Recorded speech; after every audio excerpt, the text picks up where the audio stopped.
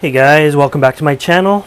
Today I just wanted to go through my new Hydrofogger, and I wanted to show you how I have just set it up with the inline system of filling, so I don't have to have a water reservoir anymore.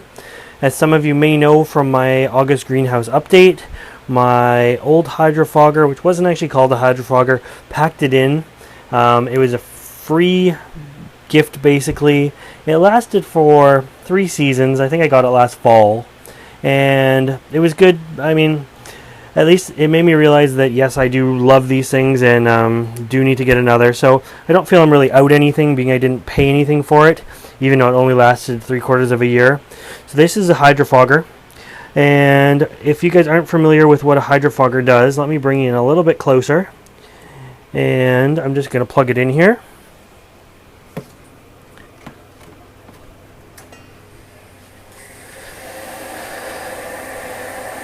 And it fogs just like that. So hopefully you'll be able to hear me over the fogger. It's not as loud as the last one, but my last one was just on a reservoir gravity feed system. I had a 20-gallon garbage can that would just fill and gravity feed the pan in the bottom of it. So this one I decided I wanted to get rid of that garbage can in here, the reservoir, and just hook it up directly to the water line. But I'm just going to turn this off. But I didn't want to actually pierce my incoming water in case it didn't work out properly.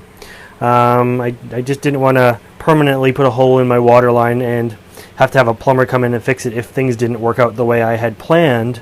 So the good thing is it is now hooked up with direct flow. That's why it's actually elevated. It's on my new rack here, which can move all over the greenhouse and has quickly filled up with stuff.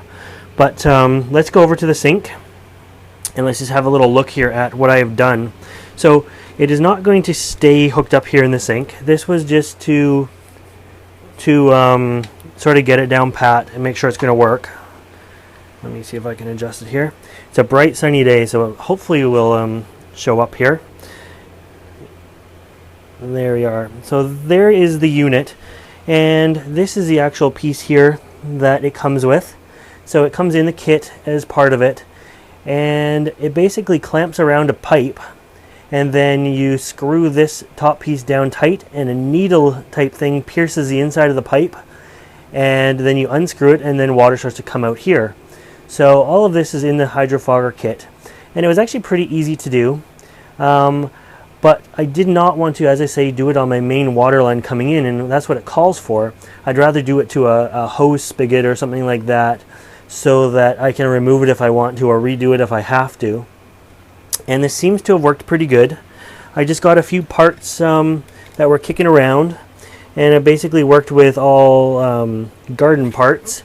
Some PVC fittings here that have just been attached. I have about 6 inches of the black pipe that I guess is like a poly pipe that you use for sprinkler systems, and I just attached it to there, which means I can unscrew it from where my thumb is pointing up here and just attach it right to a garden hose, which means I didn't have to pierce my main water line coming in. And it seems to work fine. There's no leaks, there's no drips. There was a little bit of adjustment. The black pipe here is a little softer probably than water lines, and it has squished a little bit, but I stopped once I knew it was fairly firm, and you just tighten it up with a Phillips screwdriver, and there's a bolt underneath here, and between a wrench and a Phillips screwdriver you just tighten that on. Those are the only tools you need. You attach the hose to it, and voila, it goes to right here. And let me just detach this if I can. So there is the direct flow. That is as much water that comes out of it. It goes into a pan, and it just has a float valve on the inside, so it keeps the right water level. You can see it's not a high pressure flow. It only sort of trickles out, but it seems to work really good. It means I can have it elevated off the ground because it's not gravity fed anymore, which is kind of cool. I'm not going to keep it on this shelf, but I am going to elevate it up somewhere. And then I think, as I say, it's not going to stay attached to the sink there. That was just to do a trial run. And down here are my water lines coming in. So you can see all the water lines there. I will just splice it into one of those hoses there and go from there. So it'll be nice and hidden, come out from down there on the ground, and not have to worry ever again about filling a water reservoir. And it will just always have nice, fresh, clean water coming through and into it. But that's just sort of a little scoop on how it's done and how I was able to just change it a little bit so I didn't have to go into the direct water line. I like this idea because now it is portable. I can just unscrew that little black hose from the water line and we're good to go. I can move it anywhere. Otherwise, if I had clamped that metal piece onto my actual water line and I wanted to move it anywhere, I couldn't because this line is now pierced with a hole. So a good little way to cheat the system. Anyways, I hope you like this video, and if you want to see more videos like this, make sure you subscribe to my channel. As always, thanks for watching.